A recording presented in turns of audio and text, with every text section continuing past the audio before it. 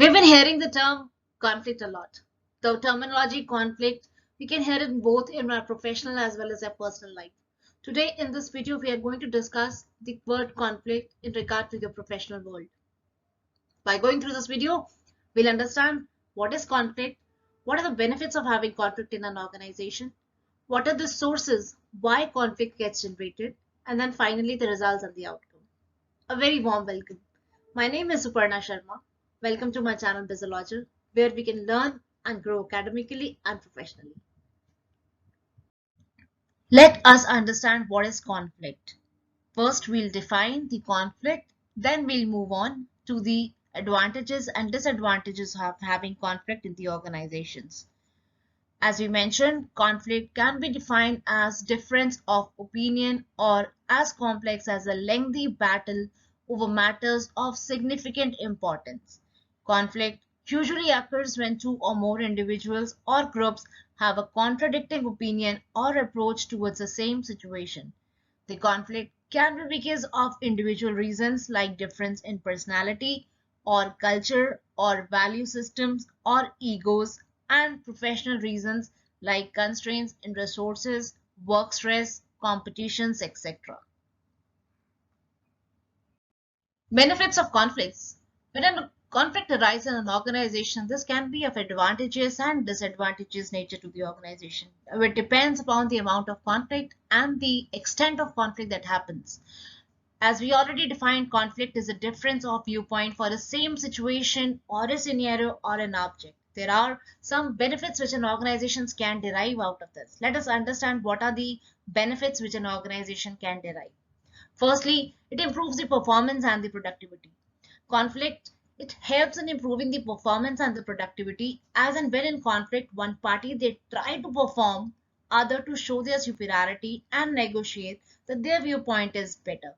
The feeling to outperform other party act as a motivational drive for the people, and they tend to focus more on their work, which results into increased productivity. Encourage competition, innovation, and creativity. Conflict is the result of disagreement. This makes conflicting parties to compete with each other. Each party they set their own targets for others. This result in a competitive environment in the organization. It also encourages innovation and creativity, as conflict stimulates competitiveness and the urge to outperform the others and prove oneself encourages the party to think for new ways and means to perform their work and achieve their targets. Reduces errors and defects, focus on the problem solving. When in conflict, the party is under observations from the other and they pinpoint their defects and errors in a criticizing manner to avoid criticism. The conflicting parties, they try to reduce the errors and the defects in their functioning. This leads to the improved problem solving and the decision making, as under conflict there is a constraints of timing and providing for better solutions.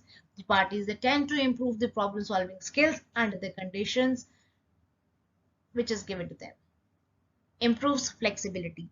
Conflict creates an environment of free communication. This leads to increased awareness of injustice, inefficiencies, and frustrations.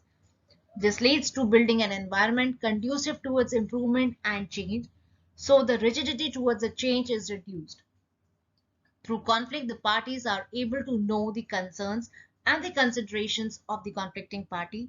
This leads to a better awareness among employees about the strength and the weakness of each other, which is a broader scale, bring people together, improve coordinations among them.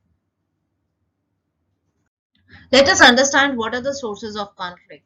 The conflict can arise due to various reasons. I have listed some of the major reasons through which a conflict can arise in an organization. First example, limited resources. Conflict may arise due to constraints of resources. No organization has unlimited supply of resources. The resources include finances, human resource, infrastructure, etc. Every organization, they try to provide these resources for a different value addition process. At the same time, due to intense competition and highly dynamic business environment, it is under extreme pressure to increase value and decrease price so as to not only remain competitive in the market but also be able to create wealth for its stakeholders. In this regard, the different departments or process and even different teams come in a conflicting situations with other so as to get more resources for them, which will yield them to more convenience.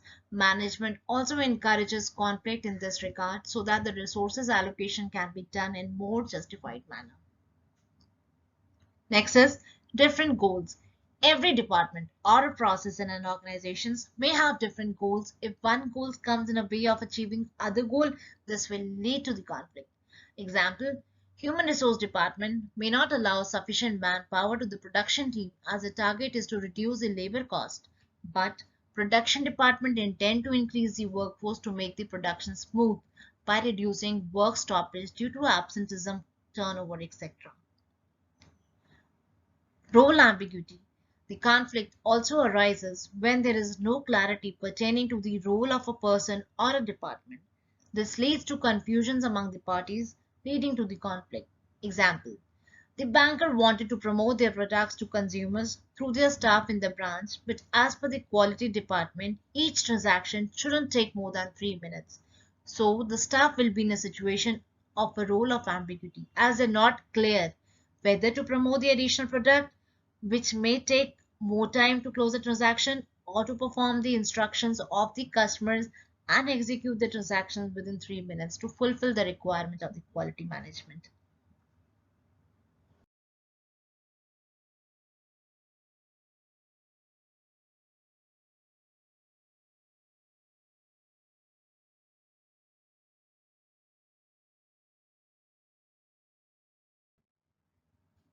Further, work relationships also is a source of conflict.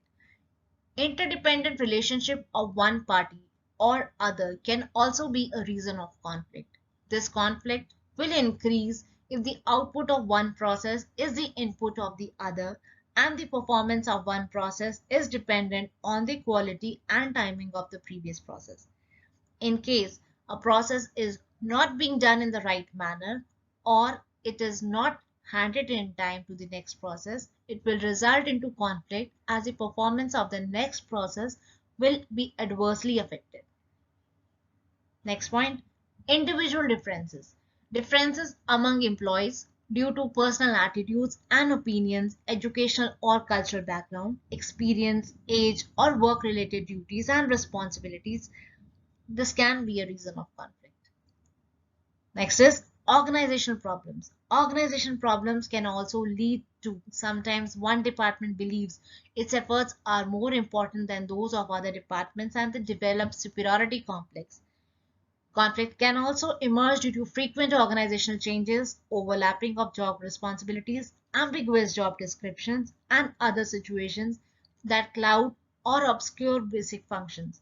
Employees can experience conflict if their duties and the responsibilities are not clearly defined. Sometimes managers instigate conflicting situations so as to protect their own interest. Communication problems. Communication problems are one of the more major causes of conflict. With the help of effective communication about the organization goals, allocation of resources, roles and responsibilities, work relationships, individual differences, and organization problems can go a long way increasing cooperation within the organizations and avoiding the type of conflict that hampers the organization performance.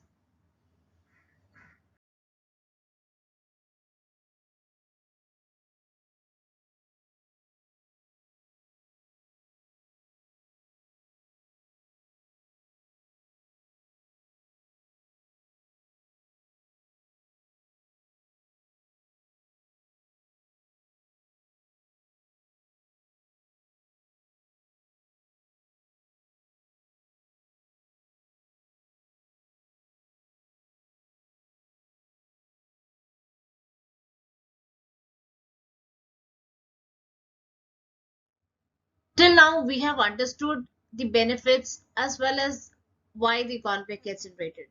Now we'll understand what are the outcomes of the conflict. Outcome means what are the results in case a conflict happens in an organization.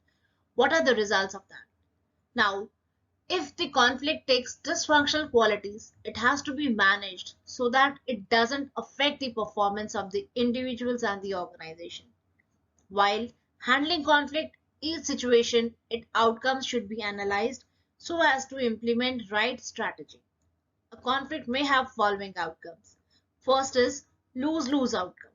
No one involved in the conflict gets what is desired. Hence, everyone remains dissatisfied. The basic reasons for the conflict remain and the conflict may reoccur over the same issues until they get resolved. Next is somebody wins, somebody loses. That is a win-lose outcome. One party gets what is desired, but the concerns of the other party are not met. This results in failure of resolving all the problems at the same time. This will lead to further degradations of the issues, resulting in more conflict. And lastly, we come to win-win outcome. As the name suggests, the needs of all the parties is satisfied in the same way and the conflict is resolved. To reach this outcome, those in conflict must understand each other's needs, confront the issues, work together so objectively, resolve the situation so that everyone benefits. Only with a win-win outcome is a conflict truly resolved for the long term. With this, we have come to the end of the conflict session. I hope you liked the video. In case any suggestions or any comments, please do mention in the comment box. In case you want me to prepare some videos on some special topic, please do ping me. Subscribe to the channel if you have not done so. I'll be posting very soon more videos on the professional as well as on academic fronts. Thanks a ton. Have a nice day.